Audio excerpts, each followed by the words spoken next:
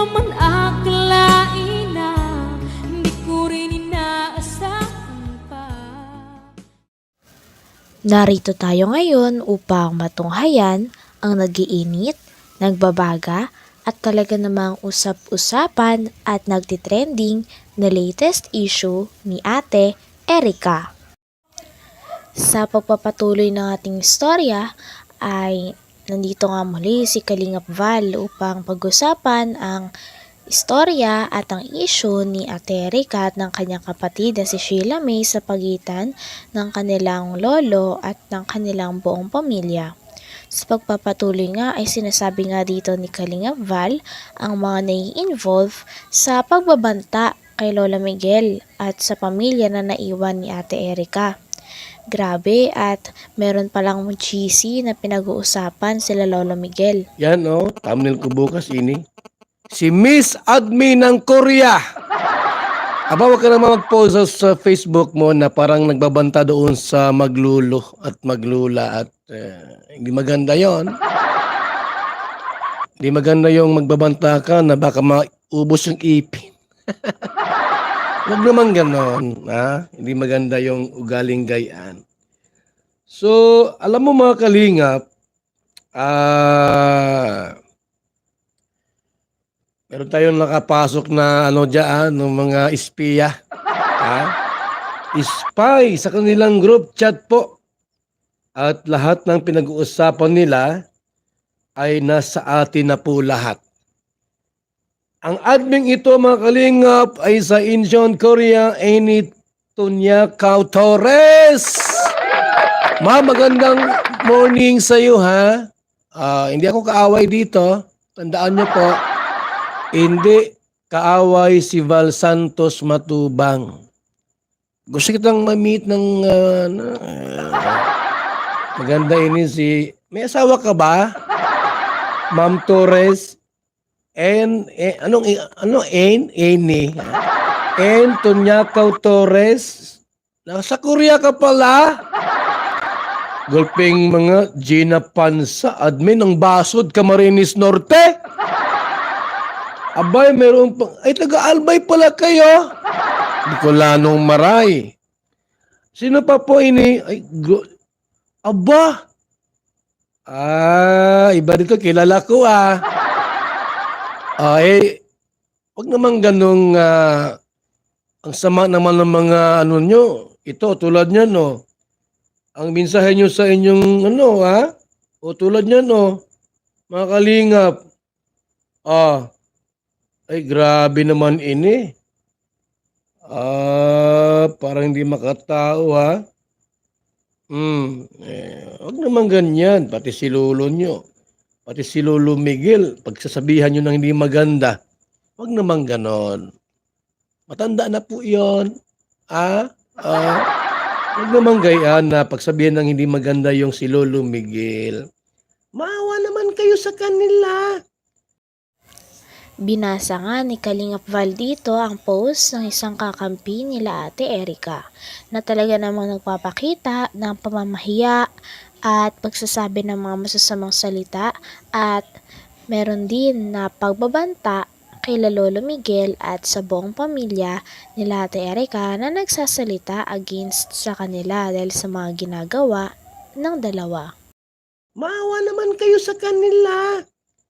Okay, good morning po sa ating lahat, mga kalingap at mga suking tigpaminaw.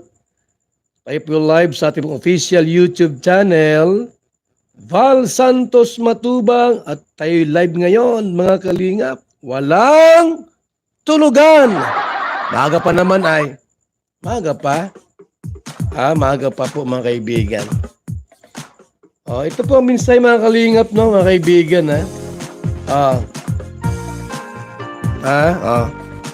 Basahin ko saglit Nakapost sa kanyang social media Facebook account. Make it sure na may ebidensya ka at baka warrant of arrest ang darating sa iyo. Make it sure na may ebidensya ka at baka warrant of arrest ang darating sa iyo. Mark my word. Diyos ko naman, ang singiso ng bihay. Kayo ang sumira sa sarili ninyong pamilya at buhay. We'll see you in the court. Bakit mga court ang sinasabi mo dito? Miss Antoniaca Torres. May korte ka ba? Ay, may korte ata ito ay. Huwag naman ganon. Tinatakot mo si tita? See you on the court. Anong kaso nila? Anong kaso nila? Sir, ang kaso nila, Mr. Matubang, ay nangungulimbat ng kwarta. Aninong kwarta, sir? Sa mga sponsor. Mga sponsor pala, tapos kakasuhan nindo. Kasuhan nyo! Huwag dyan sa social media. Yan ay pananakot ito. Ebidensya ko na ito mga kalingap po. Ebidensya ko na ini. Ala kayo. Mali yan ganito ang pananakot sa social media. I-delete mo yan. Yan mali yan. Yan po ay pananakot sa social media sa isang mahirap na pamilya. Ayan make it sure na may ebidensya ka at baka warrant.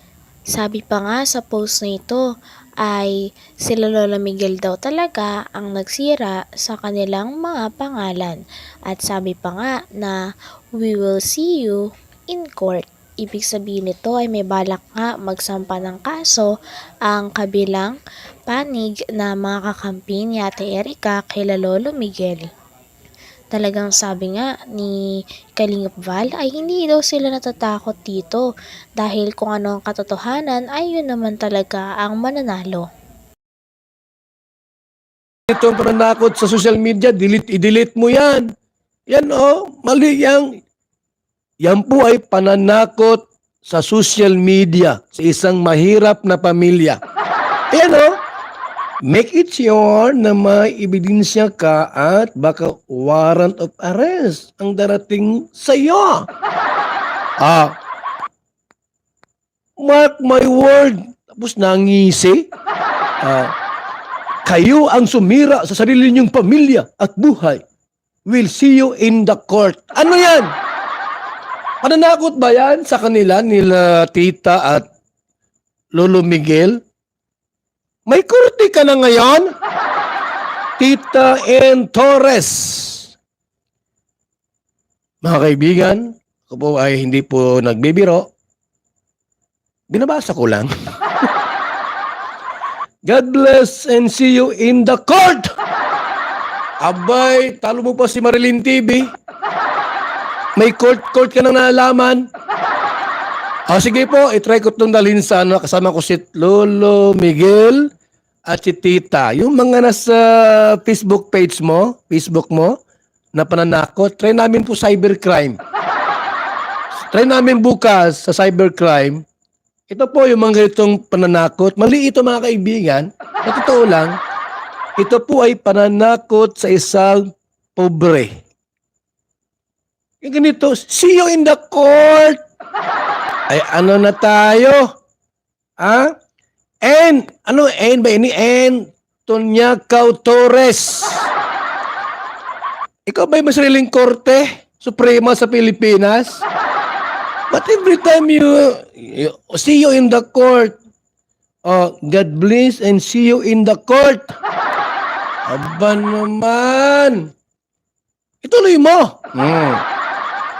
Panindigan mo lahat ng sinabi mo, ha? Gather some evidence. Yung totoo. Kasi pag hindi kayo ang kawawa, kayo nag-umpisa. Hindi ako. Tapang talaga mga kaibigan ni Antoniaca Torres. Hindi ako. Totoo naman. Hindi ako. Tuloy natin. Di mo nga mabanggit pangalan ko. Sobra mo paki... Hanggang dito na lamang muna ang ating nag-iinit, nagbabaga, pinag-uusapan at talaga ng mga nagtitrending na latest issue ni Ate Erica. Maraming salamat sa inyong panonood. Hanggang sa muli. Bye!